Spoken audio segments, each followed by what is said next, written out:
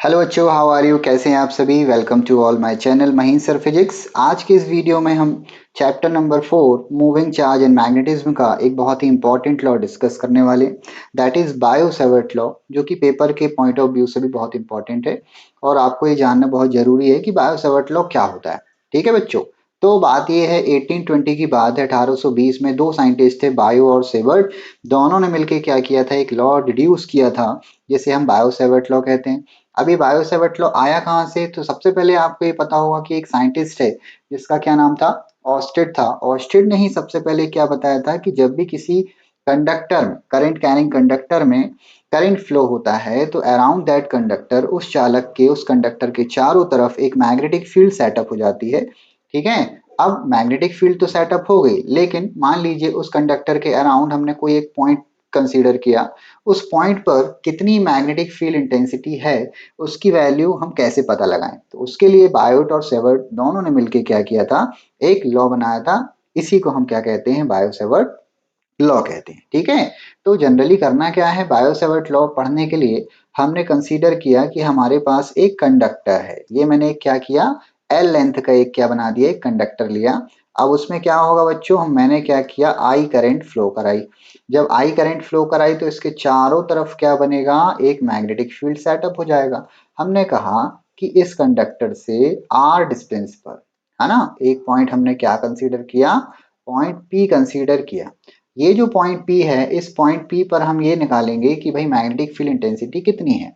अब ये जो कंडक्टर आप देख रहे हो जिसकी लेंथ कितनी है, एल है, हम क्या करते हैं, पूरी लेंथ न लेके एक स्मॉल एरिया कंसीडर करते हैं जिसको अपन क्या कहते हैं, स्मॉल लाइन एलिमेंट या करंट एलिमेंट भी कहते हैं, जिसको अपन जनरली डीएल से डिनोट करते हैं।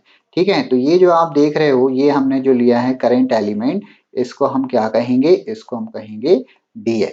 ठीक है, तो इस डीएल से आर डिस्टेंस पर एक पॉइंट क्या है, पी है, जो कि कितने एंगल पर रखा है, जो कि रखा है थीटा एंगल पे। ठीक है, अब बात ये है कि भाई जब करंट फ्लो हो रही है तो मैग्नेटिक फील्ड बनेगी, मैग्नेटिक फील्ड बनेगी तो इसके चारों तरफ बनेगी। अब हमने चारों तरफ में से कोई भी एक पॉइंट पी कंसीडर कर लिया, आप कहीं भी ले सकते हो, किसी भी एंगल पे ले सकते हो। ठीक है, तो डीएल से आर डिस्टेंस पर पॉइंट पी रखा हुआ है, इस पॉइंट पर ही हमको क्या करना है, मैग्नेटिक फील्ड निकालना है। तो हमने क्या किया हुआ है, पूरी लेंथ के कारण मैग्नेटिक फील्ड हमको क्या मिलेगी, बी मिलेगी, लेकिन हमने क्या किया है, एक करंट एलिमेंट कंसीडर किया है, छोटा सा एक हिस्सा लिया है इस कंडक्टर का।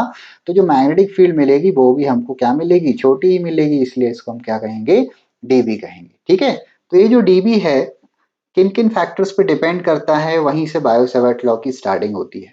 तो सबसे पहले ये जो आपका डीबी है, ये डीबी डिपेंड करता है किस पर, करंट पर। जो करंट उस कंडक्टर में क्या हो रही है बच्चों, फ्लो हो रही है, दैट मीन्स आपका ये जो डीबी है, ये सबसे पहले डायरेक्टली प्रोपोर्शनल किसके होगा, करंट के। ठीक है, इसको हम इक्वेशन नंबर क्या बोल सकते हैं, 1 बोल सकते हैं। ठीक है, दूसरा जो होगा, ये डायरेक्टली प्रोपोर्शनल किसके होता है, length DL of the current element. जो हमने यहाँ पर करंट एलिमेंट लिया है डीबी, उसके भी क्या होता है, डायरेक्टली प्रोपोर्शनल होता है। तो इसको भी हम क्या लिख सकते हैं, dv directly proportional to dl. इसको हम क्या कहेंगे, इक्वेशन नंबर 2 कहेंगे। थर्ड वन आता है कि ये जो डीवी है वो डायरेक्टली प्रोपोर्शनल किसके होता है, साइन थीटा के। ठीक है, अब देखिए थीटा कहाँ बन रहा है, ये एलिमेंट और ये पॉइंट पी के बीच में जो थीटा एंगल बन रहा है, उसके साइन ऑफ दी थीटा के वो क्या होगा, डायरेक्टली प्रोपोर्शनल। तो इसको हम क्या लिख सकते हैं, dB directly proportional to sine theta. ठीक है, इसको हम इक्वेशन नंबर क्या बोल सकते हैं, इसको हमने इक्वेशन नंबर 3 का नाम दिया। फिर आता है कि ये जो डीबी है ये किसके इनवर्सली प्रोपोर्शनल होता है।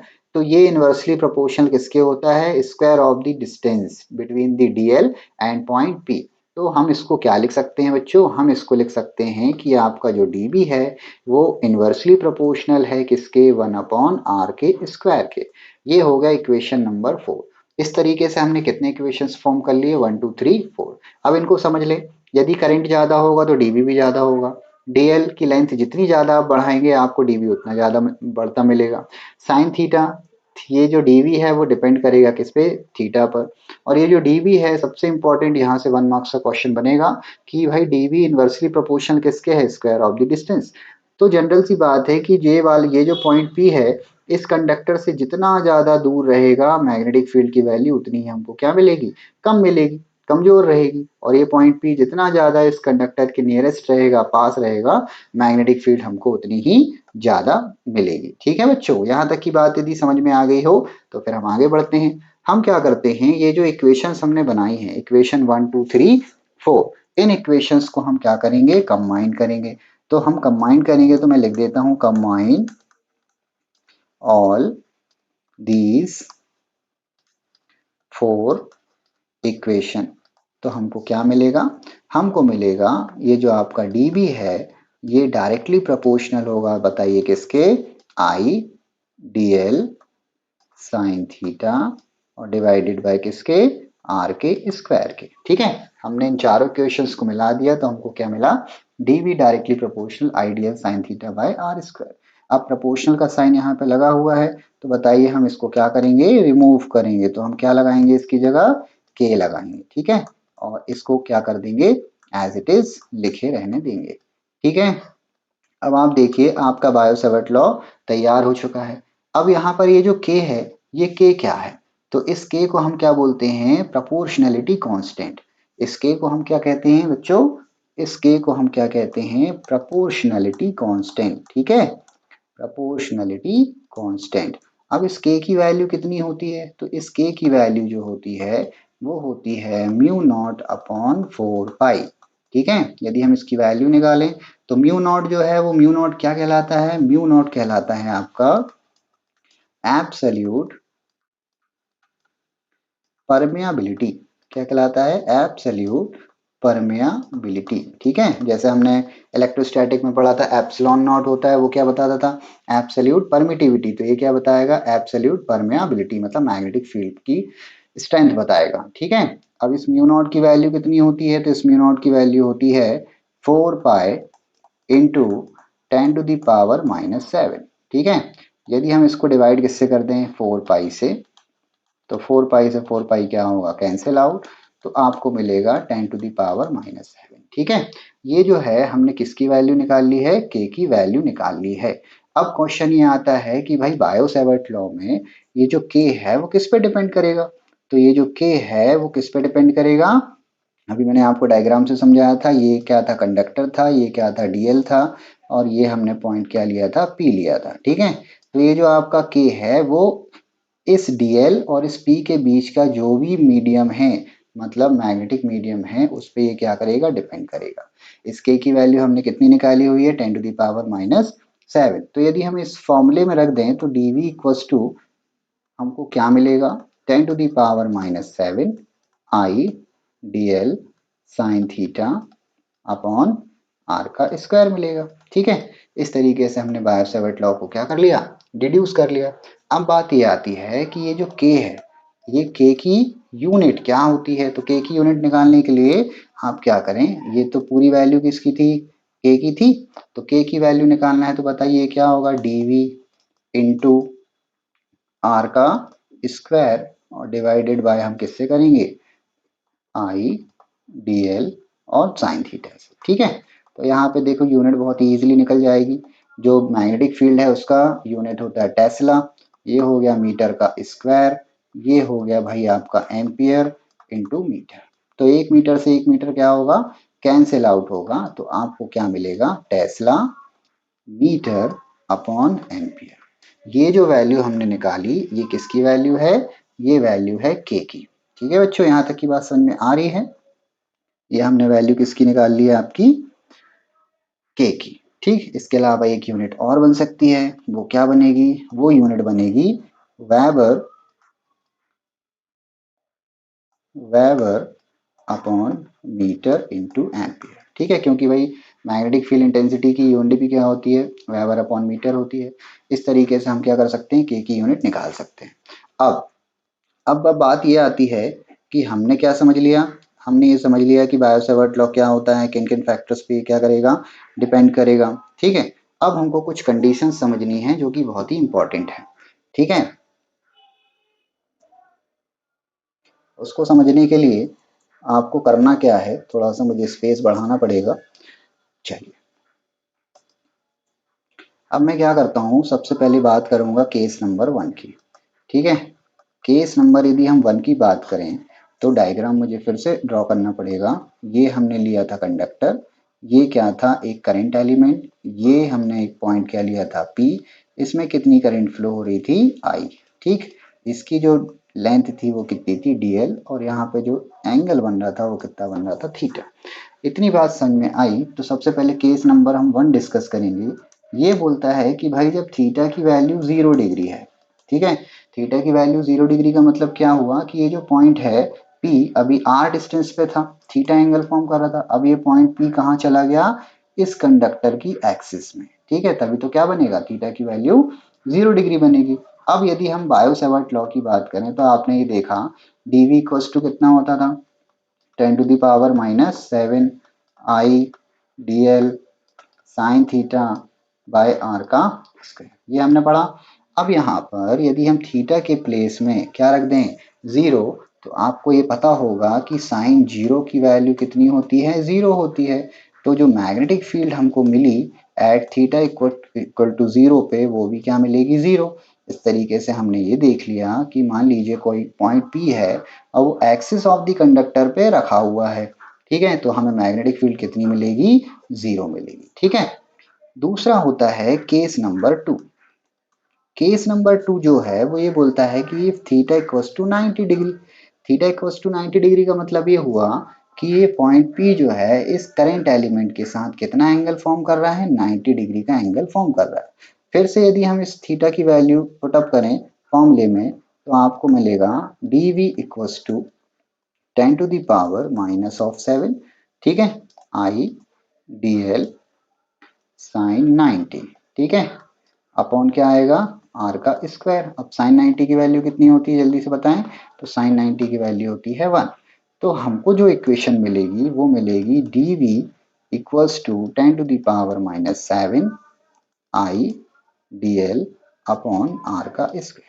इस कंडीशन में आपको जो मैग्नेटिक फील्ड मिली वो मैक्सिमम मैग्नेटिक फील्ड मिली। तो हमको ये याद रखना है बच्चों कि जब भी थीटा की वैल्यू 90 डिग्री होगी तभी हमको मैग्नेटिक फील्ड क्या मिलेगी, मैक्सिमम मिलेगी। क्लियर है यहाँ तक की बात? यदि यहाँ तक की बात क्लियर है तो हम आगे बढ़ते हैं। अब हम ये देखेंगे कि हमने बायो सेवर्ट लॉ तो बना लिया। जब बायो सेवर्ट लॉ बना लिया तो अब हम इसका क्या समझेंगे, वेक्टर फॉर्म। कौन सा फॉर्म, वेक्टर। वेक्टर फॉर्म बनाने के लिए बहुत ही इजी है, ये 1 मार्क्स का क्वेश्चन भी पेपर में पूछा जाता है, ठीक है। तो वेक्टर फॉर्म बनाने के लिए आपने लिखा dv is equal to k, हमने क्या किया यहाँ पे लिखा I dl साइन थीटा, और इसको किससे डिवाइड किया, r के स्क्वायर से। अब आपको जब वेक्टर फॉर्म बनाना है तो इसमें जस्ट किसका मल्टीप्लाई करना पड़ेगा, r कैप का। ये जो r कैप है इसे हम बोलते हैं यूनिट वेक्टर। क्या बोलते हैं, यूनिट वेक्टर। और यूनिट वेक्टर का फॉर्मूला हम बात करें तो क्या होगा, vector r upon mod r, ठीक है। अब यदि हम इस वैल्यू को यहाँ पर पुटअप करें तो आपको जो dv मिलेगा वो क्या मिलेगा, वो मिलेगा k I dl sine theta into vector of r, ठीक है, और डिवाइडेड बाय हम करेंगे तो ये r स्क्वायर का इस r से मल्टीप्लाई होगा तो इट बिकम r क्यूब, ठीक है। इतनी बात क्लियर है। तो हम आगे बढ़ते हैं। तो जो dv की जो हमें वैल्यू मिली वो क्या मिली, k। I क्या होता है, स्केलर, इसको रखो अभी साइड में। अब आपको ये जो r और ये जो क्या दिख रहा है dl, हम इसको कुछ इस तरीके से लिख सकते हैं क्या, dl क्रॉस r, ठीक है। क्या लिख सकते हैं, dl क्रॉस r, क्योंकि आपने पढ़ा हुआ है कि a cross b equals to क्या होता है, mod a mod b sine theta. इसका हम यूज करके इस इक्वेशन को कुछ इस तरीके से बना सकते हैं, ठीक है। अब हम क्या करेंगे, बचा क्या हमारे पास, डिवाइड में क्या बचा, r क्यूब। तो ये जो आपको इक्वेशन दिख रही है बायो सेवर्ट लॉ की, इसे ही हम क्या कहते हैं, वेक्टर फॉर्म, ठीक है। क्या कहते हैं बच्चों, वेक्टर फॉर्म कहलाता है ये, ठीक है। अब बात ये आती है कि हम इस dv की वैल्यू कैसे निकालें। तो dv की वैल्यू कैसे निकलेगी, बहुत ही सिंपल है। dv की वैल्यू निकालने के लिए आप जस्ट क्या करेंगे, यहाँ पर राइट हैंड मैक्सवेल का मैक्सवेल का राइट हैंड स्क्रू रूल लगाएंगे। अब राइट हैंड स्क्रू रूल क्या बोलेगा, चलिए राइट हैंड स्क्रू रूल ये बोलेगा, मान लीजिए कंडक्टर है, ये करंट एलिमेंट है, ये पॉइंट P है। अब इस पॉइंट P पर, जिस पॉइंट P पर हमको मैग्नेटिक फील्ड इंटेंसिटी निकालनी है, इस पॉइंट P पर हम इस स्क्रू को रखेंगे, ठीक है। तो अब देखिए ध्यान से, और इस स्क्रू को कहाँ रोटेट करेंगे, जल्दी से बताएं, DL से R के डायरेक्शन में, ठीक है। ये DL था और ये क्या था, R, तो ये DL इंटू R के डायरेक्शन में हम इसको क्या करेंगे, रोटेट करेंगे। तो आप जस्ट जल्दी से बताएं, ये जो आपका स्क्रू है वो कहाँ एडवांस होगा, अंदर की तरफ। कहाँ कहाँ जाएगा, अंदर मतलब इनवर्ड, ठीक है। ये जो आपका स्क्रू है वो कहाँ जाएगा, इनवर्ड डायरेक्शन में। तो आपको ये समझ में आया कि आपका जो डीवी है वो हमेशा परपेंडिकुलर रहेगा किसके साथ, डीएल क्रॉस आर के साथ, ठीक है। बात समझ में आ गई। मैंने यहाँ लिखा हुआ भी है, क्या लिखा हुआ है, the direction of edge is the direction of vector dl cross r, it is given by right hand screw rule, है ना। ये मैंने आपको पूरा समझा दिया हुआ है। बस करना कुछ नहीं है, जिस पॉइंट पर आपको क्या करना है, मैग्नेटिक फील्ड निकालना है, उस पॉइंट पर एक पॉइंट उंगली रख दीजिएगा, उंगली को एडवांस कीजिएगा किस डायरेक्शन में, डीएल और आर के। तो आपको ये पता चलेगा कि डीवी की डायरेक्शन हमेशा परपेंडिकुलर होती है किसके, डीएल और आर के मल्टीप्लीकेशन के, ठीक है बच्चों। बस यहाँ तक का ही था बायो सेवर्ट लॉ, और इसमें ऐसा कुछ और नहीं है जो बताने लायक हो। जनरली मैंने सभी कुछ कवर कर दिया है, ठीक है। तो ये बच्चों पेपर के पॉइंट ऑफ व्यू से बहुत ही इंपॉर्टेंट क्वेश्चन है जो आपसे बनना चाहिए, ठीक है। तो आज के इस वीडियो में इतना ही काफी है, मिलते हैं अगले वीडियो में एक नए टॉपिक के साथ। जय हिंद जय भारत। और यदि वीडियो अच्छा लगा हो तो लाइक सब्सक्राइब और शेयर करना बिल्कुल भी ना भूलें। Thank you.